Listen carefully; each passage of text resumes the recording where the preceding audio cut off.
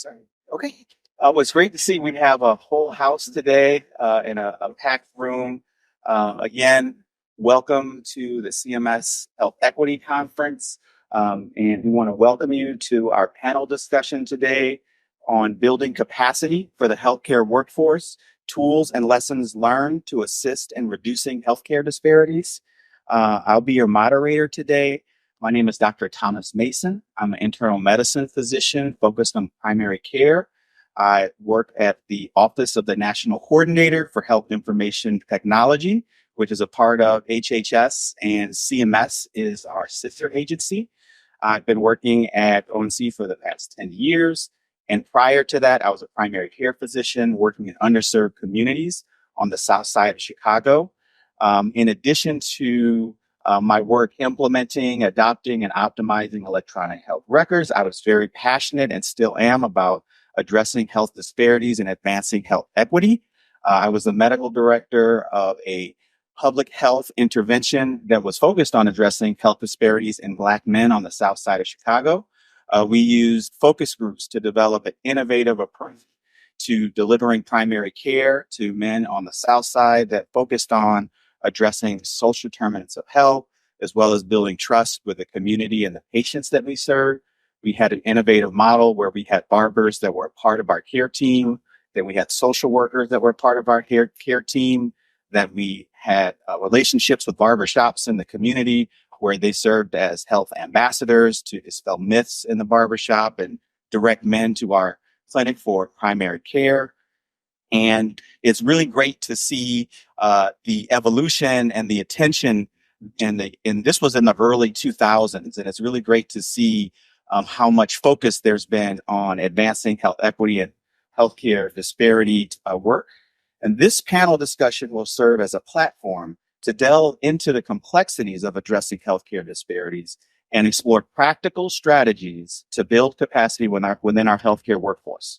We aim to highlight the tools, lessons learned, and best practices that can assist in reducing disparities and foster a healthcare system that is truly equitable for all. Throughout our discussion, we will hear from experts who bring a wealth of experience and insights from diverse fields within both healthcare and health equity. From innovative approaches to address disparities in rural populations, to innovative payment policy approaches and methods to advance national standards, we will explore the multifaceted dimensions of building capacity for the healthcare workforce of the nation. Thank you for joining us in this important conversation. We will have 3 presentations followed by a 15-minute question and answer session from the audience. And we are also accepting questions from the Zoom, that the session is being Zoom live streamed as well. And for the format and flow, I will introduce each of our panelists now, and they will present sequentially.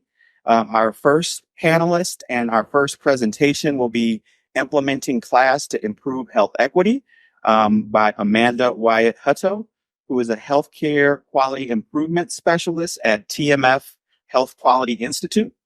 Her most recent experience includes serving as an education lead for the Partnership for Community Health Tasks on CMS's QIO contract. Ann Carpenter, who she'll be co-presenting with. Ann is a project director for the TMF Health Quality Institute. Her experience includes leading a team of healthcare quality improvement specialists working on the CMS QIO contract as well. The second presentation is Entity Pulse, a resource to identify disparities and access interventions to improve rural health. That presentation will be by Dr. Antoinette Perry-Laurie. Dr. Perry-Laurie is a program director at the National Institute on Aging, or NIA, within the National Institutes of Health, where she manages a portfolio of epidemiology studies focused on Alzheimer's disease and age-related dementias in the Division of Neuroscience. Prior to NIH, she served as a health scientist administrator at the National Institute on Minority Health and Health Disparities, where she planned, directed, and evaluated activities for social behavioral intervention and epidemiological research to improve healthcare disparities. This included leading the development of the new NIM HD Pulse Intervention Portal. Stephen Gong is a student intern at the NIH Institute of Minority Health and Health Disparities, and his portfolio consists of providing support for the development and dissemination of HD Pulse, an online resource designed to provide access to data and socio-behavioral interventions for identifying and mitigating health disparities, the first and only national repository of its kind. Stephen is a graduate of the University of California, Irvine, and will attend the Stanford University School of Medicine in the fall. Our third presentation will be Lessons from the Community Health Plan of Washington, designing an equity-focused payment model to support capacity building, community needs, and accountabilities. Our two presenters will be Kayla Salazar Ponce, and she is the Manager of Equity and Quality Performance at the Community Health Plan of Washington. In this role, she oversees a team of dedicated CHPW health equity members, program and programming leads, and leads the health equity strategic division. Victoria Gersh is the program manager of the Health Equity and Community Health Plan of Washington. In this role, she supports the development of multi-level programs and interventions that reduce health disparities and advance equity by working with communities and stakeholders to tailor programs to local contexts and needs, ensuring programs are culturally and linguistically appropriate and address the barriers that communities are experiencing, and supporting staff equity training, knowledge, and awareness to do this work. So that was a mouthful, but thank you everyone for your patience. We will get started with the first presentation, and I will welcome Amanda and Ann to the podium to kick us off.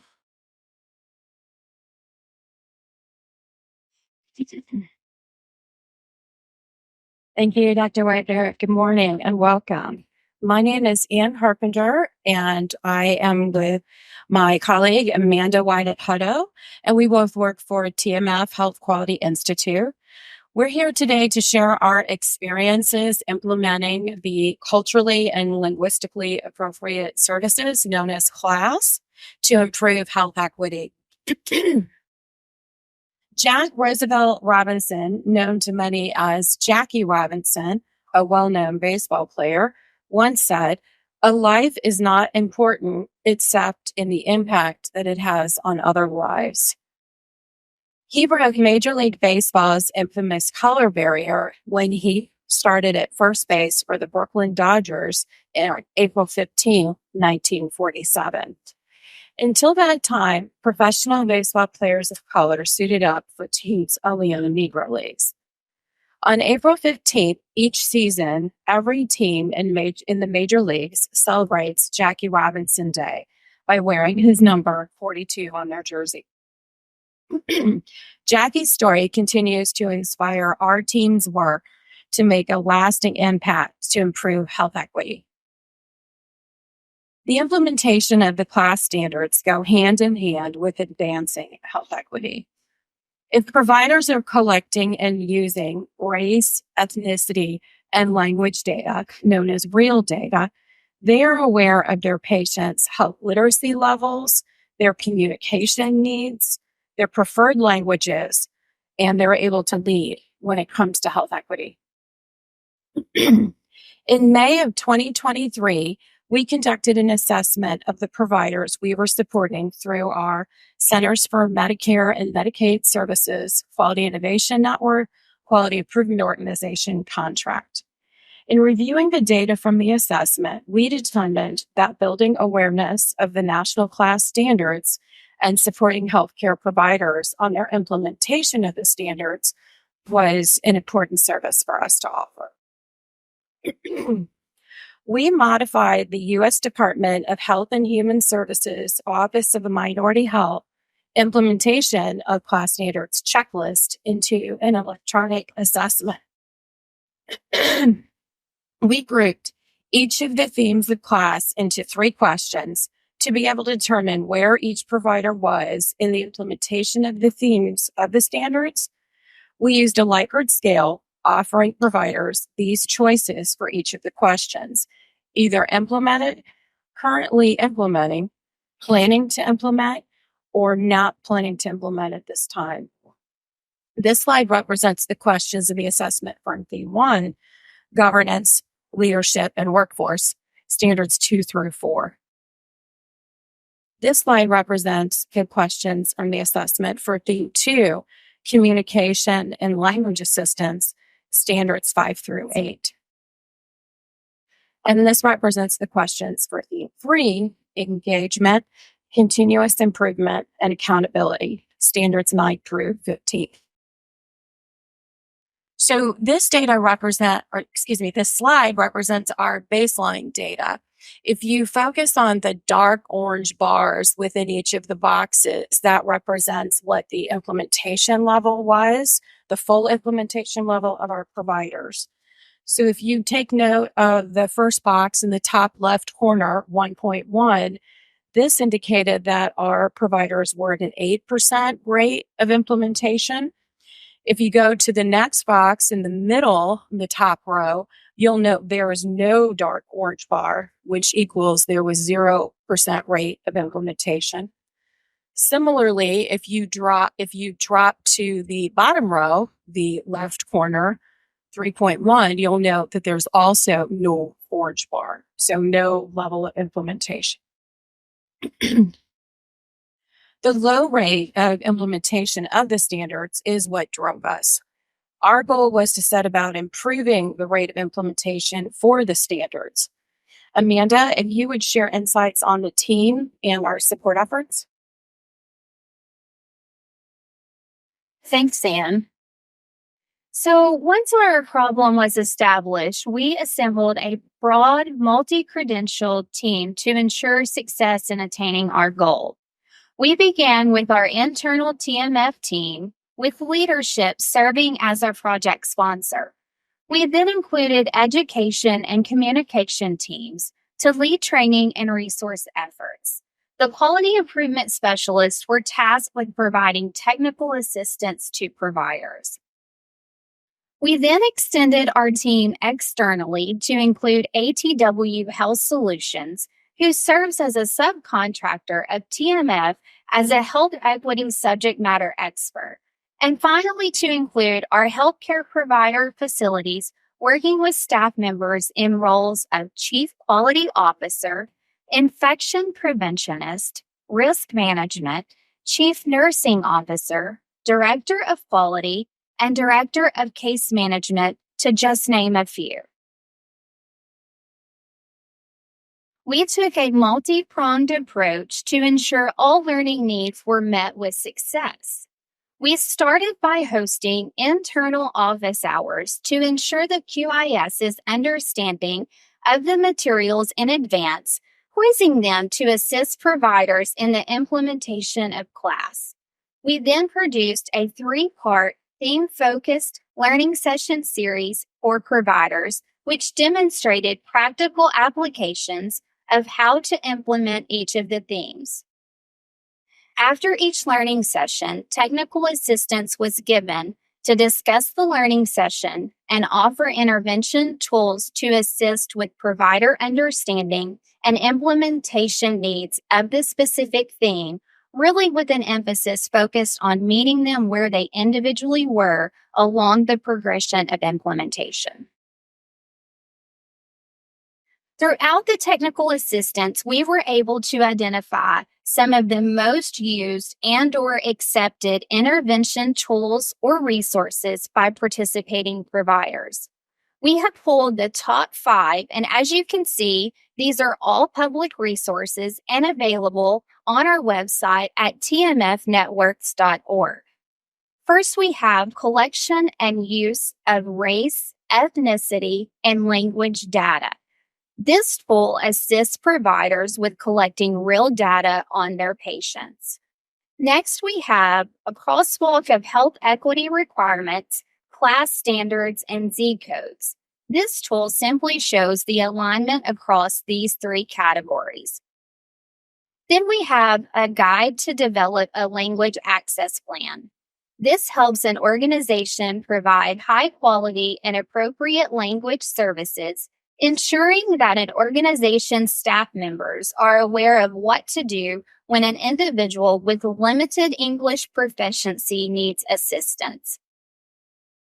And then we have training and the culture of learning.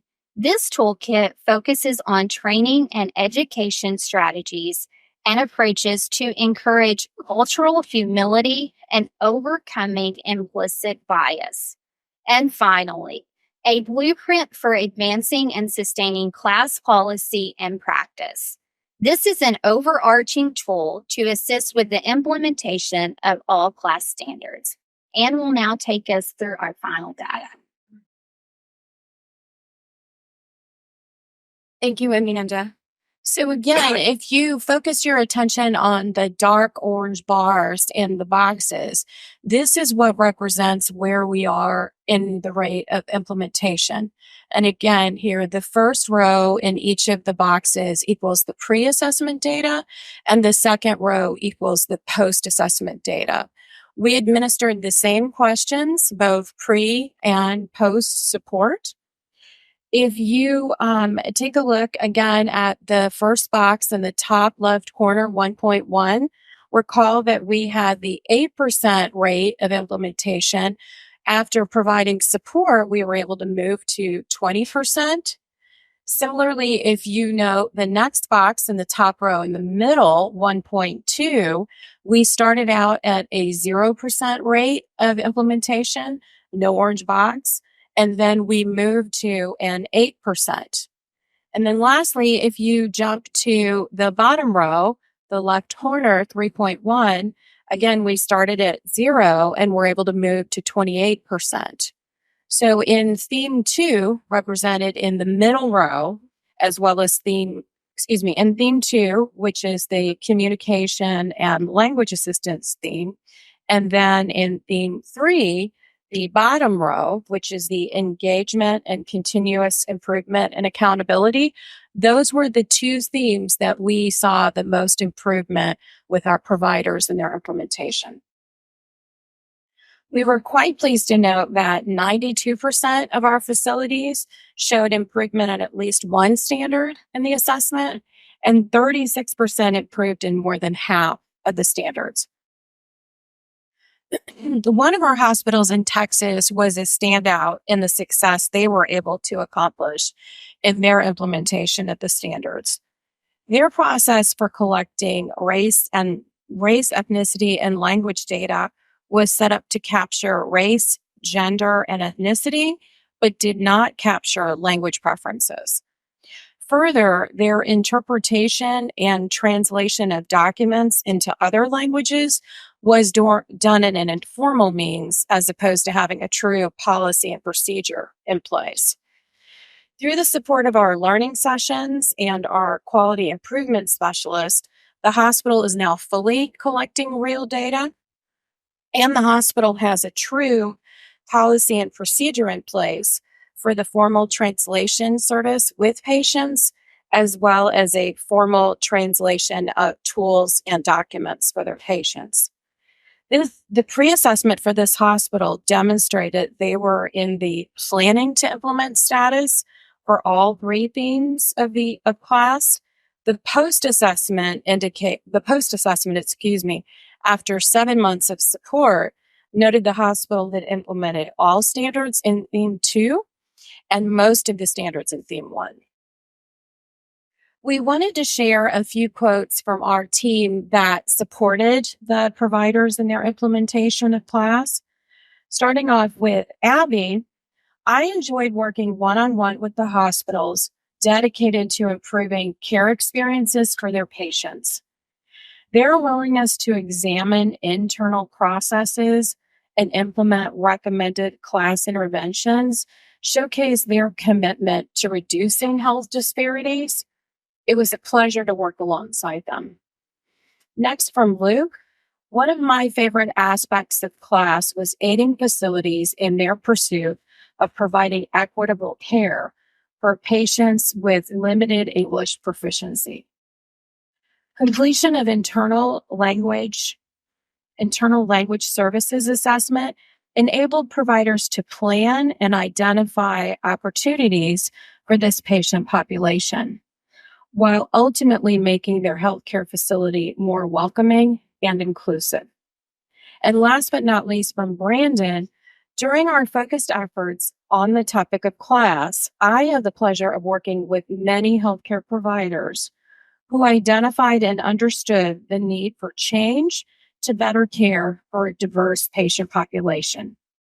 Through focused discussions and hands-on technical assistance, it was very rewarding to see new ideas and recommendations being brought to life as providers drove change to improve equitable care and support for their patients. So what were our takeaways? What did we learn? That when providers are not collecting race, ethnicity, and language data, they put themselves at a few disadvantages. They're not aware of who they're serving in their facility. They do not have their materials translated formally into the languages that their patients need. And they have no formal translation process in place to support their patients. Thank you so much for your time today. And here is our contact information.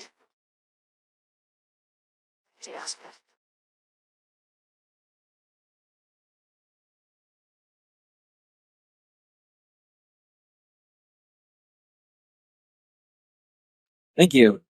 So today we're going to be going through HD Pulse, a resource to identify disparities and access interventions to improve rural health. So just a brief table of contents of what we're going to go through today. We'll be going through an introduction of HD Pulse, and we're going to be demonstrating the tool itself and its affiliated portals. So some background here.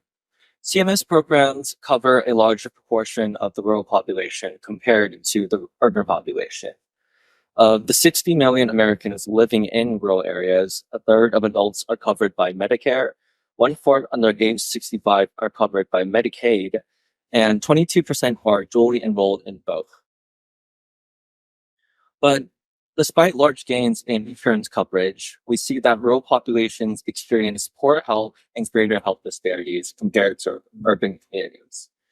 And understanding this relationship between virality, availability of data, and access to interventions is significant in addressing and reducing health disparities. But we also know that there is limited access to comprehensive, complete, and high-quality data for addressing the health disparities.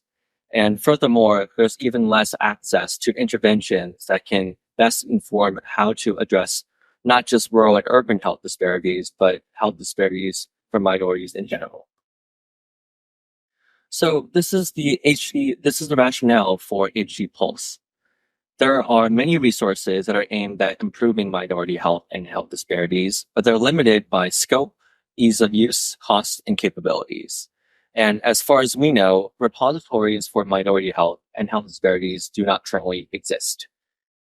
Furthermore, progress has been slow in improving minority health and reducing health disparities. So here's our formal introduction to HD Pulse.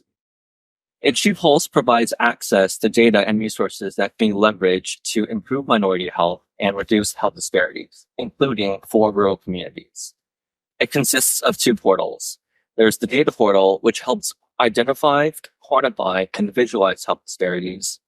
And there is the interventions portal, which provides access to interventions that successfully improve minority health or reduce health disparities. We like to think of HD Pulse as an ecosystem.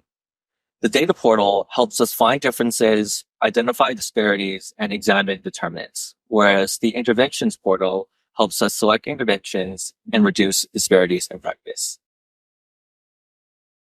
HD Pulse, as far as we know, is the only national resource of its kind dedicated to minority health and health disparities. And it includes data including race and ethnicity, rural and urbanity, age groups, and sex.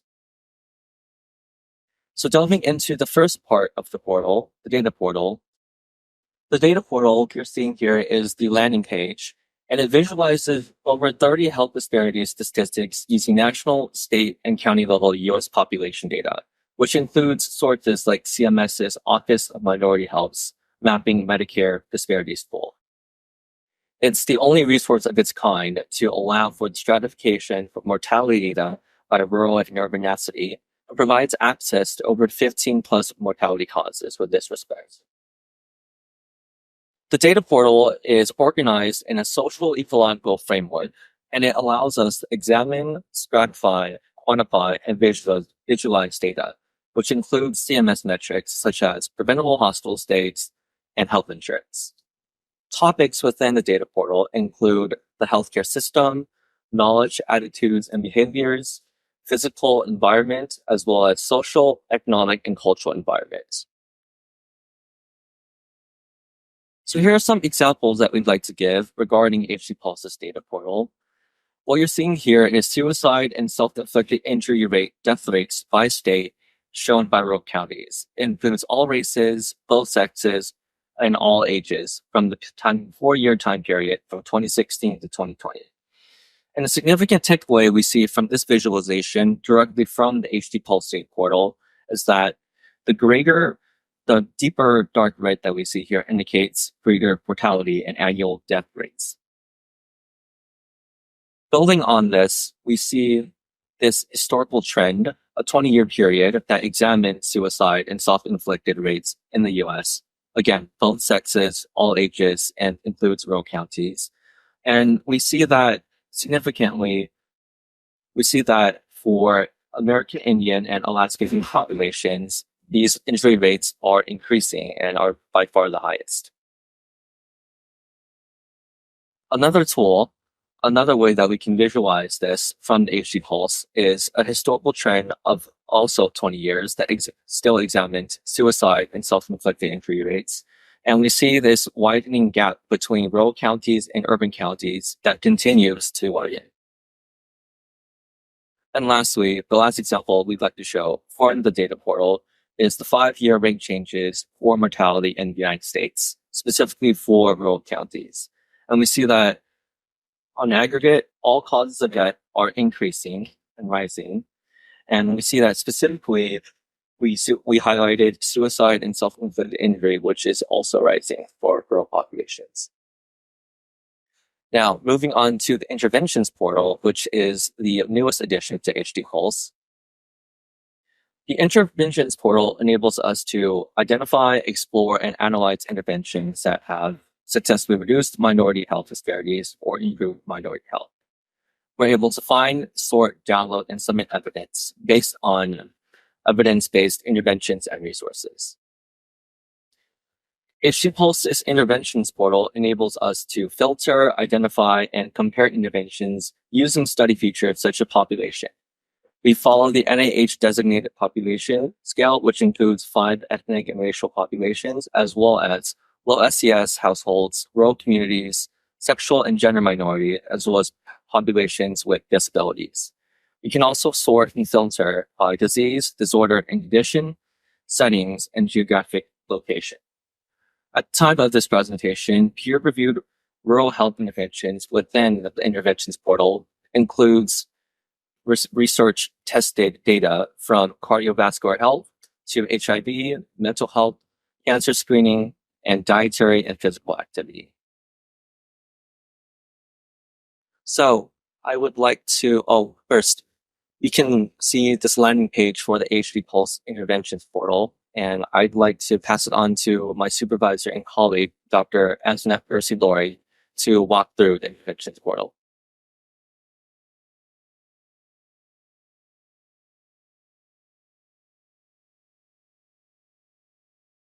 Okay. Hi, everyone. I'm Antoinette Ursi-Lori. I am the former lead for the interventions portal and currently on the HD Pulse work group. And so now we will take you through some examples. So before we get to the example, this is the landing page that Stephen just mentioned. And we're showing that on the left side is the area where you will filter for your interventions. And so there are several variables there that you can select: disease, age, geography, and so forth. I can't really see it here, but yeah, as you can see, there are lots of variables. And so just wanted to show that briefly and highlight populations with health disparities. There's also an area we wanted to highlight for you. So these are the interventions variables and what we look for when we pull in the interventions. And I will show in just a few minutes, a few minutes. There are sections within the interventions portal, and these are the sections that are available in order to walk through each intervention. And so there's the overview section, the results, demographic section, adaptation, if the researcher did adapt their intervention. And there is the intervention characteristics and assessments and products and materials. And I'll go into those when I get into the area.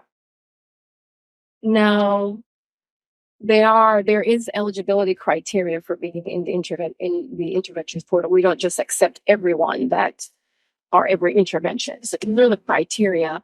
It must be the purpose is to improve minority health or the health of populations with health disparities, the populations that I mentioned before. The interventions must be published in a peer-reviewed journal. And there has to be efficacy and effectiveness must be established using statistical methods in one or more populations as seen there. So they must demonstrate positive effect on the intervention and targeted to the outcome, improve the targeted outcome through quantitative measures. Besides the interventions, there are materials that we ask the researcher to provide. So not only are we providing information on the intervention itself, but there are materials to help users implement whether they want to adopt or adapt the intervention. There are materials there that the researcher will provide. And so we think that's very useful to our users. So now getting into the example. So I showed the landing page before, and I showed you where you can go and filter and the various variables and decide on what intervention fits. So once you find that intervention and you click on that intervention, this is an example of what you will get. There will be a summary section that describes what the intervention is. There'll be the overview letting you know what the purpose of the intervention is and the intervention type, whether it's a research tested intervention, an emergent intervention, a promising intervention, a leading intervention. And we have definitions for all of those on the site. So information is there to guide you through. You'll see where it says show section details. You can expand and get additional information, or you can collapse. For the overview, for example, if you should expand that, you'll find the publication of the intervention, the researcher's contact information and affiliation. So you'll find additional information when you expand the section detail. After the results, there's a demographic section, the characteristics, impact, lessons learned, products and materials. What I like about the impact and lessons learned, that's information that you won't find necessarily in the publication itself. We ask our researchers to provide insights as to what is it that you wish you had known before you started to implement this intervention that you'd like to impart to users who want to use this. What are some things you'd like users to know about? Also the impact. What was the impact beyond what's written in your publication?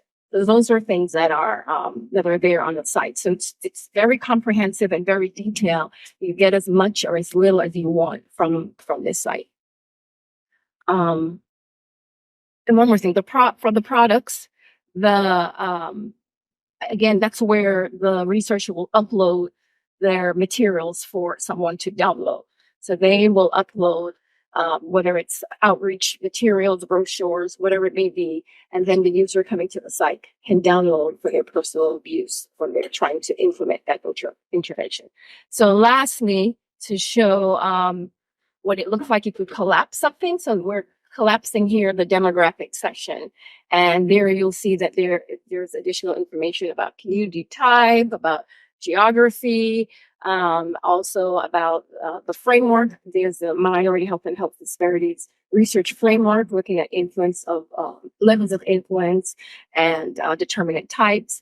And then here it also provides information on community involvement, how involved was the community, whether they're just participants or they're just or part of the recruitment, or what exactly, what was their level. And the last thing that we want to say here is just to sum up what was said, is that HD Pulse addresses data stratification by socio-demographics and a range of determinants along the socio-ecological framework. It identifies populations that are impacted by the burden of disease, and it also assesses the impact of a health condition and identifies disparities. A very nice visualization tool. So, check it out, play around with it. It's not going to hurt you. It's very interactive.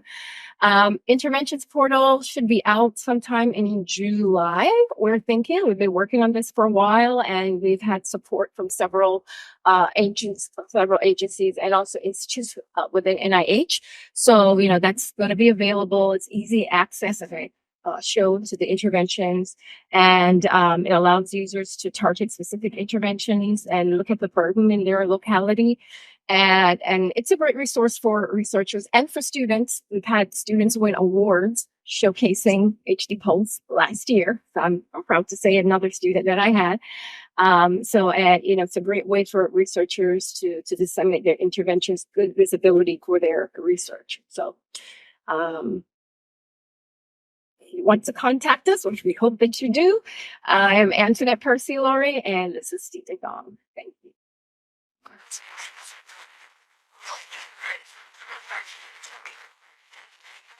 Hello,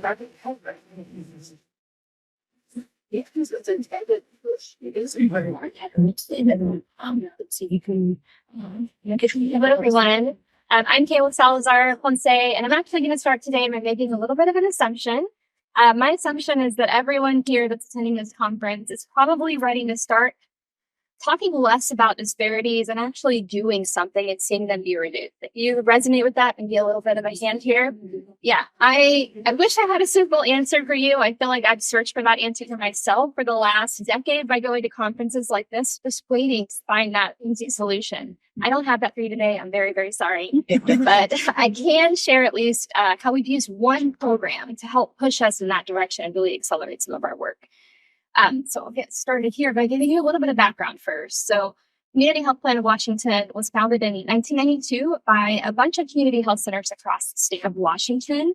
And today we continue to be governed by 21 of those CHCs who make up the majority of our primary care network. We provide care to approximately 300,000 Washingtonians across the state under a Medicaid, Medicare, and a small exchange line of business as well. Because the whole reason we were created was really to serve the underserved communities and the CHC populations, we really do believe that health equity is a part of our DNA. That being said, our real intentional health equity efforts started, I would say, around 2016. We began preparing for NCQN's multicultural healthcare distinction, which we received in 2018. And then since then, we've received, of course, the new health equity accreditation. So fast forward a little bit to 2019, and we were really in our learning collaborative era. We were participating in a bunch of learning collaboratives and programs that were helping us really think about a health equity strategy, both internally, but also externally. And this is becoming such an important topic at CHPW. It's such a part of our strategy that we actually recognize that in 2021 in our strategic plan. So our new overarching strategic vision since then has been to be the leader in the pursuit of whole person care and health equity. And that includes very specific goals, targets, measurable actions to focus on both internal DEI as well as kind of health equity strategies and a lot of infrastructure work. So doing all of this great work, building this strong infrastructure, you can hear that word a lot today from us. We were still searching, like, how do we actually hold ourselves accountable to reducing disparities?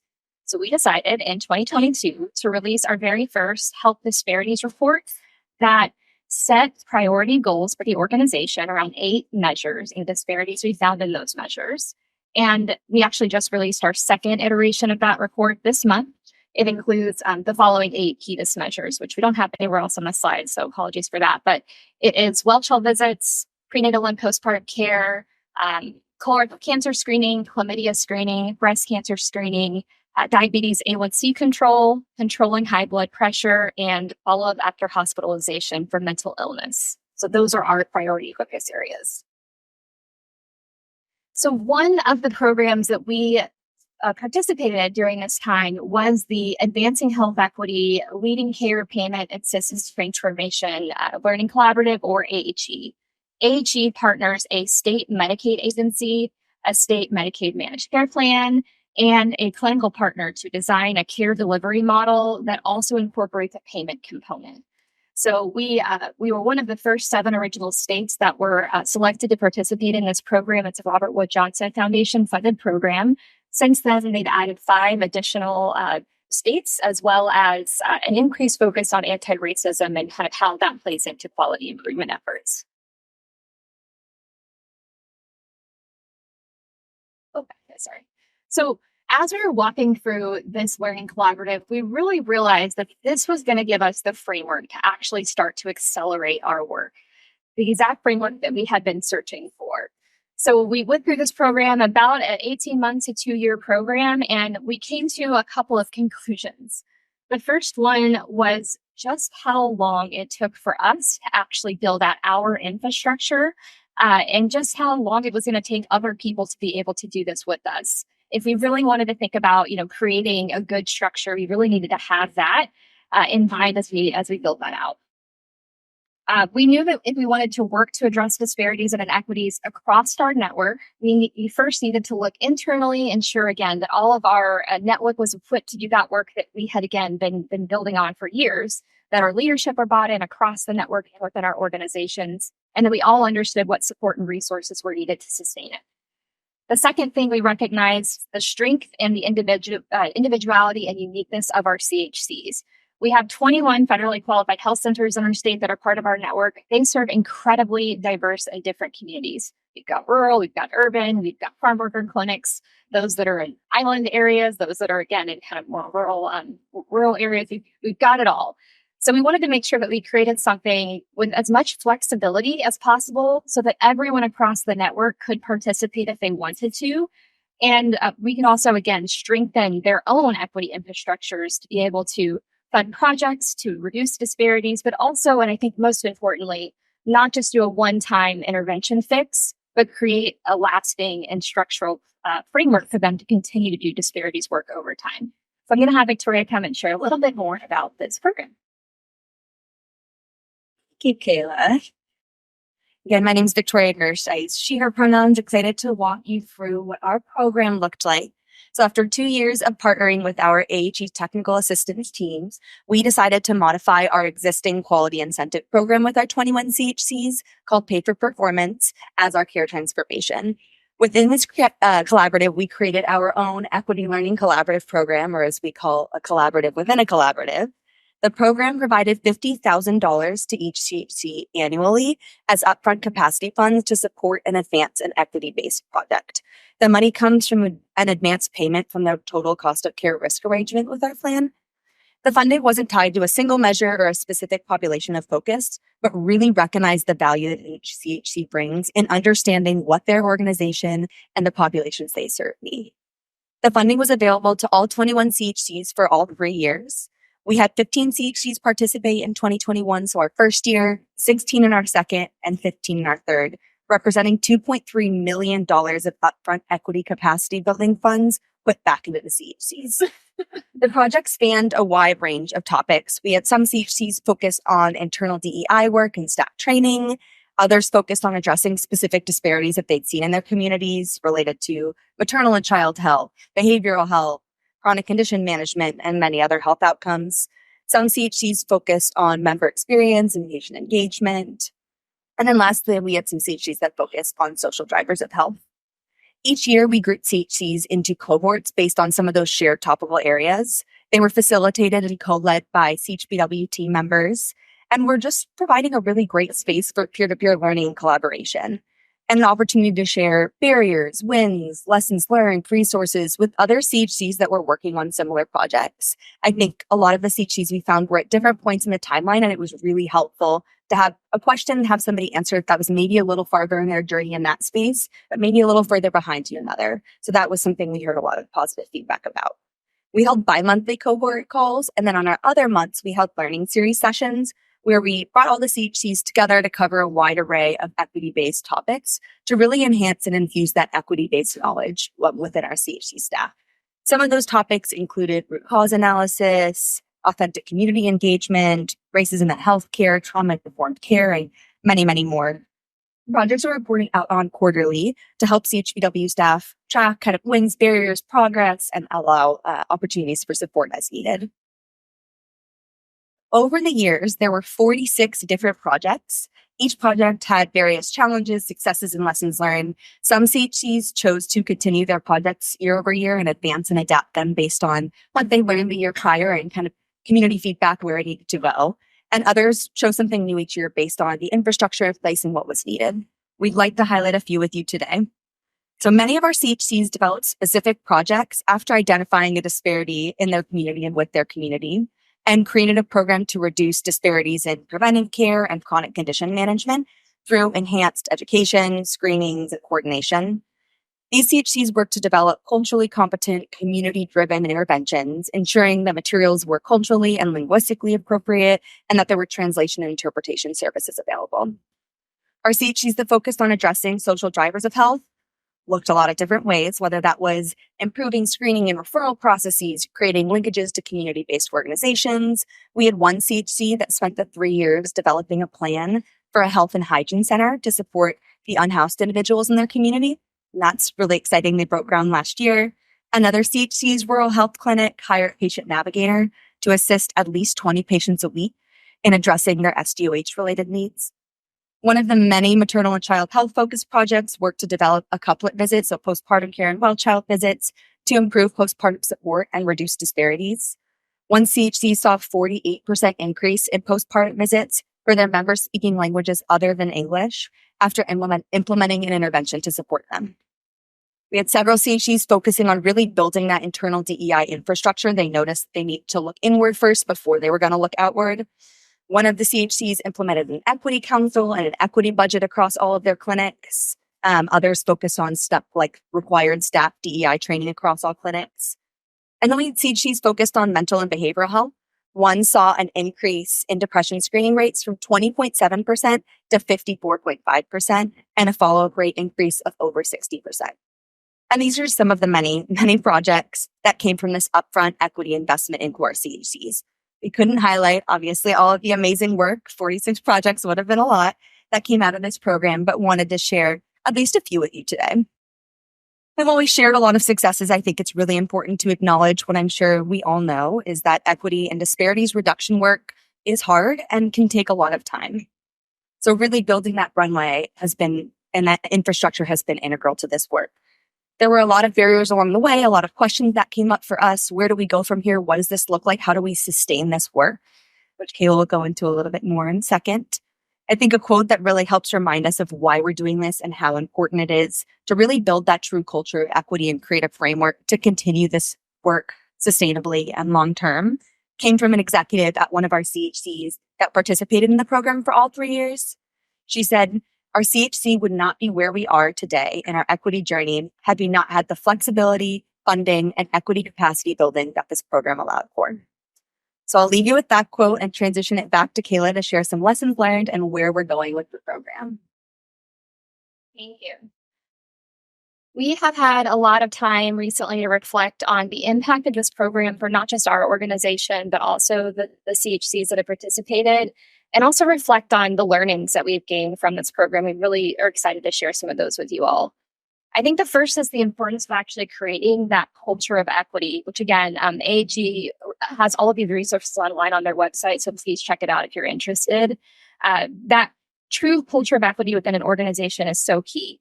We believe the learning series webinars created an important opportunities for the CHCs to learn alongside each other. And in doing so, we created this common language across our network of how you advance equity for your organization.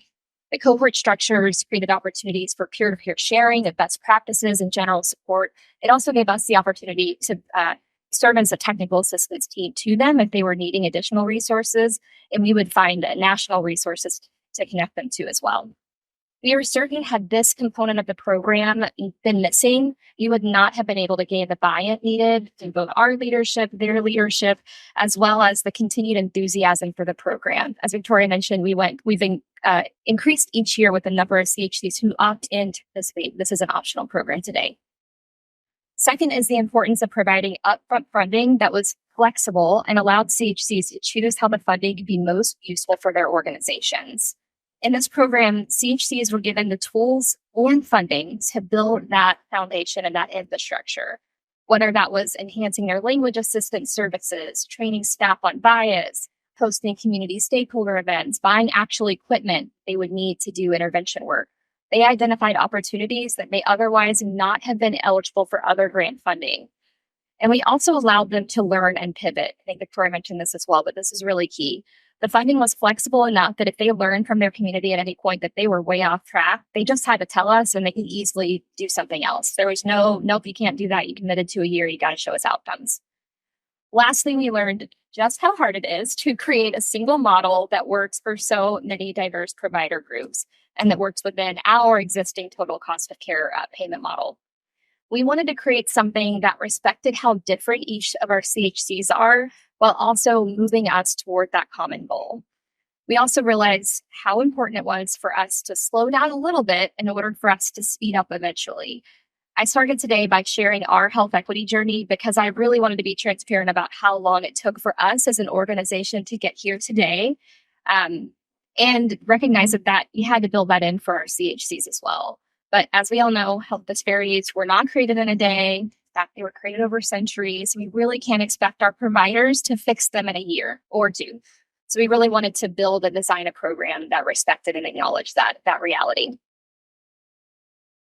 So where are we going from here? We're really excited to share kind of the next steps of this program. After these last 3 years of creating that culture of equity across our organization and our network of CHCs, helping them strengthen their organizational capacities, we are finally ready to move to the next phase of this program.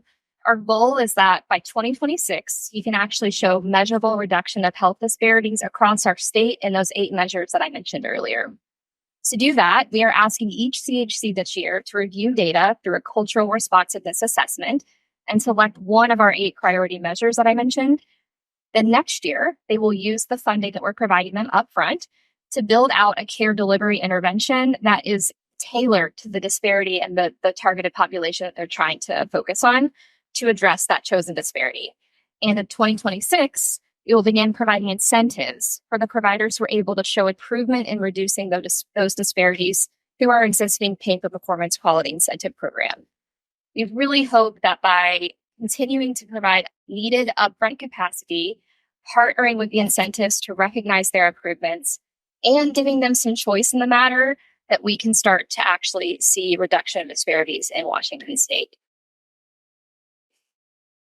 So I guess where we want to leave you today is just recognizing, while it has been a slow journey, again, you kind of have to slow down, start on that foundation if you really want to accelerate and think long term. So start small, but build large and build a good, solid infrastructure. Thank you.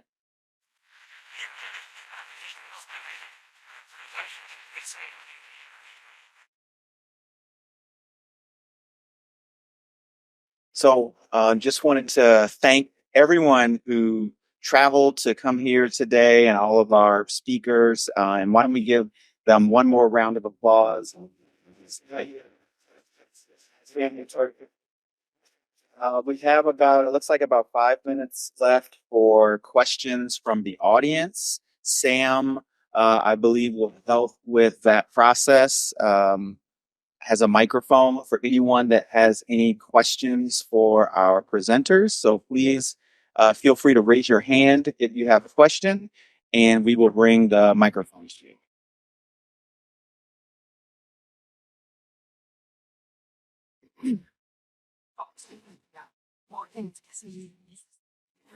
Hi, just a really quick question on the HD pulse, and wanted to understand the population that it's providing data on. Is it the Medicare population, or what's the specific population?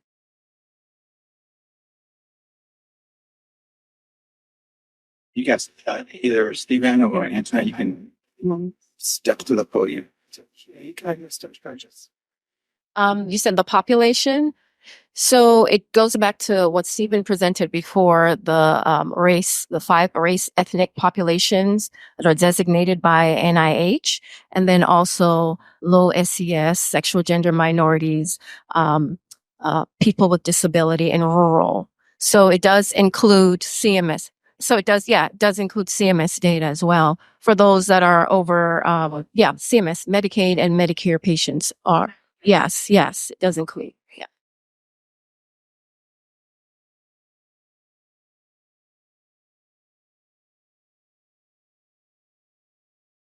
Hi, my name is Anita Burgos. I'm the Director of Policy at the National Alliance on Mental Illness, or also known as NAMI. I had a question. Actually, I learned a lot from all these presentations, so thank you all to the presenters. I had a question about the first presentation in class. So you may have mentioned this and I missed it, but what providers and what was sort of the key demographic you were targeting with the surveys? Because just thinking a little bit about mental health providers and how important it is to provide culturally and linguistic care during mental health care, and wondering if you engage with any of those providers, whether in hospitals or practice settings. Okay. Thank you for your question. The assessment went to the majority of acute care providers, so hospitals. There were critical access hospitals and urban hospitals. That was the majority of our denominator. There were also home health providers within the survey. So no mental providers during this. There could have been a couple of inpatient psych facilities. Forgive me, I'm not positive of that. They definitely received the survey, but did they respond is the piece that I'm not able to immediately pull up. Mm-hmm.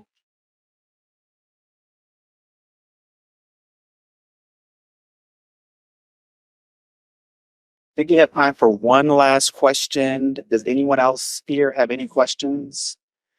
And I do have one question for Kayla and Victoria. What do you anticipate is your biggest challenge in the next 3 years with implementing the work?